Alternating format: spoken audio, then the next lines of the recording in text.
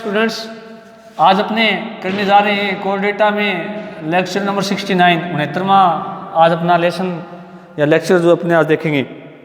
देखिएगा, अभी तक जो अपने देखा प्रीवियस जो क्लास थी उसमें अपना टॉपिक चल रहा था फेरिंग्स ऑफ एम्फियोक्सिस। तो मैंने बताया था कि इसकी जो फेरिंग्स होती है वो विशेषता लिए होती है। उसकी पहली विशेषता तो ये थी कि वो पाचन से संबंधित होती है, यानी उसका पाचन में योगदान होता है। दूसरी विशेषता ये होती है कि वो श्वसन से संबंधित भी होती है।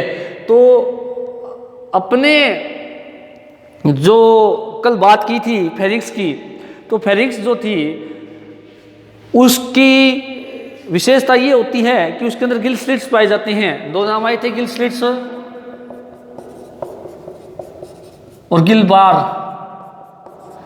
या जिसको हम ब्रैंकियल लैमेली भी बोलते हैं, ब्रैंकियल लैमेली। थोड़ा सा इसको आप ध्यान से देखिएगा क्योंकि ये एक ऐसा टॉपिक है जो थोड़ा सा आपको कह सकते हैं कि फेरिंग्स के स्ट्रक्चर के बारे में, इसके बारे में अपने को पढ़ना है। तो जो गिल स्लिट्स हैं और गिल बार है, ये दो शब्द आपने आए थे, और गिल बार का दूसरा नाम होता है ब्रैंकियल लैमेली। गिल स्लिट्स का अर्थ होता है छिद्र ही होता है। क्या अर्थ होता है? छिद्र। और गिल छिद्र का मतलब आप समझ गए होंगे। अब मैं आपको यहाँ बताता हूँ, किसी प्रकार के गिल नहीं पाए जाते इन छिद्रों में, क्योंकि ये छिद्र जलीय जंतु होने के कारण ये श्वसन का काम कर रहे हैं, इसलिए इनको गिल स्लिट्स नाम बोला गया है। और इनमें किसी प्रकार की गिल्स नहीं पाई जाती। ये कंफ्यूज होने वाली बात नहीं है कि आप सोचो कि इसके अंदर गिल पाई जाती है इन छिद्रों में, इसलिए इनको गिल स्लिट कहा जाता है, ऐसा नहीं होता है। सॉरी। तो ऐसा नहीं होता, केवल छिद्र जो श्वसन में सहायक होते हैं इसलिए इनको गिल स्लिट से नाम दे दिया गया है। गिल बार क्या था? मैंने बताया था आपको कि गिल बार जो गिल स्लिट्स के यूँ कह सकते हैं कि चारों ओर जो फेरिंग्स की दीवार है उसको हम गिल बार कहते हैं। और इसके लिए बताया था कि जो गिल बार होती है वो किसकी बनी होती है। आपको बताया था कि गिल बार जो होती है ये तंतु में संयोजी ऊतक की, गिल बार में क्या क्या विशेषताएं होती हैं? तंतु में संयोजी ऊतक होते हैं, उसके अलावा ब्लड वेसल्स होती हैं, उसके अलावा सिलोमिक कैनाल होती है, सिलोमिक कैनाल पाई जाती है, उसके अलावा स्केलेटल रोड पाई जाती है जिसको मेसोडर्मल कोर भी कहते हैं, मेसोडर्मल कोर भी कहा जाता है। ऐसा करके ये एक स्ट्रक्चर होती है किसकी? गिल बार की। चारों स्ट्रक्चर्स मिलकर के क्या बनाती है? इसके गिल बार या ब्रैंकियल लैमेली बनाती है। अब देखिएगा कि आपको एक बात बताई थी मैंने कि जो ब्रैंकियल लैमेली होती है इसकी, या जो गिल बार होती है वो दो होती है इसमें, या दो प्रकार की होती है। जो इसके उद्विकासीय विकास या उद्विकास के हिसाब से इसमें, या यूँ कह सकते हैं कि उद्विकास को बताती है कि प्राइमरी गिल बार और सेकेंडरी गिल बार, ये बात आपको बताई थी, प्राइमरी गिल बार और सेकेंडरी गिल बार। प्राइमरी गिल बार जो सबसे पहले बनती है, जब जंतु का निर्माण होता है तो उसमें कौन सी होती है? प्राइमरी गिल बार होती है। प्राइमरी गिल बार के अंदर प्राइमरी गिल रोड पाई जाती है, और प्राइमरी गिल बार के जो छिद्र होते हैं इनको प्राइमरी गिल स्लिट्स कहा जाता है। और प्राइमरी गिल बार जो होती है इसके अंदर ब्लड वेसल्स और सिलोमिक कैनाल दोनों पाई जाती है। अब सेकेंडरी गिल बार की यदि हम बात करें तो सेकेंडरी गिल बार जो होती हैं उनका निर्माण एक्चुअल में प्राइमरी गिल बार से होता है। और कैसे होता है उसको आज अपने भी डायग्रामेटिकली देखेंगे। उसके बाद में जो सेकेंडरी गिल बार होती है इसके अंदर सेकेंडरी गिल रोड पाई जाती है, और इसके जो छिद्र होते हैं उनको सेकेंडरी गिल स्लिट्स कहा जाता है। और इसमें केवल और केवल ब्लड वेसल्स पाई जाती है, सिलोमिक कैनाल इसमें नहीं पाई जाती है। ये बात अपने ऐसे कर चुके हैं। अब देखिएगा, जो अपने जो स्ट्रक्चर देख रहे हैं प्राइमरी गिल बार और सेकेंडरी गिल बार की, तो उसको अपने थोड़ा सा अपने डिटेल में देख लेते हैं कि किस प्रकार से उसकी स्ट्रक्चर पाई जाती है। क्योंकि कल अपने जो स्ट्रक्चर देखी थी वो अपने जो कल अपने स्ट्रक्चर देखी थी उसके अंदर अपने देखा था कि फेरिंग्स की दीवार हमें एक पार्श्व से कैसे दिखाई देती हैं। क्योंकि हमने बात की थी कि इसके अंदर लगभग 150 से 200 जोड़े गिल स्लिट्स के पाए जाते हैं, और नज़दीक के जो दो गिल स्लिट्स होते हैं उनको सिनेप्टिकुला नामक एक संरचना आपस में जोड़े रखती है। ऐसा हमने कल देखा था। तो आज अपने जो प्राइमरी गिल बार और सेकेंडरी गिल बार है उनकी दोनों की स्ट्रक्चर देखते हैं कि उनकी स्ट्रक्चर किस प्रकार से पाई जाती है। उसके बाद में अपने बात करेंगे उनका इवोल्यूशन, या उसका एक प्राइमरी गिल बार से सेकेंडरी गिल बार का निर्माण किस प्रकार से होता है। तो अपने थोड़ा स्ट्रक्चर देखने का क्या करते हैं, इसमें प्रयास करते हैं।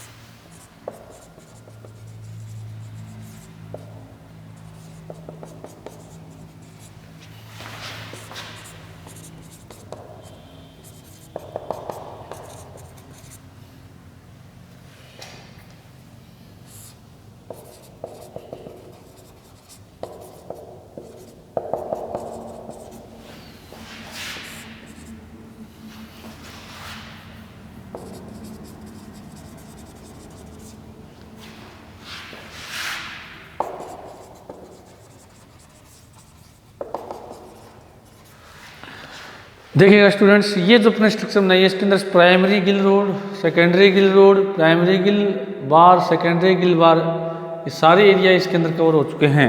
अब अपने को थोड़ा सा इसको समझने का प्रयास करते हैं कि ये एक गिल बार, यानी कि अपने थोड़ा डायग्राम में देखते हैं, रफली थोड़ा सा डायग्राम इस तरह से बनाते हैं फेरिंग्स का।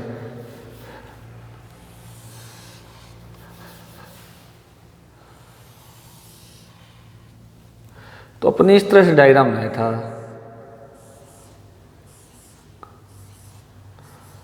इस तरह से।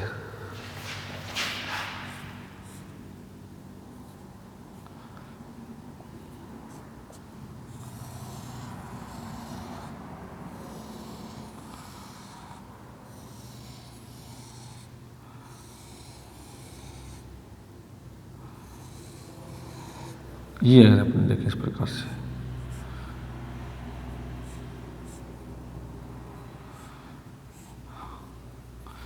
इस तरह से होता है ये। तो ये जो अंदर वाला है ये गिल स्लिट है,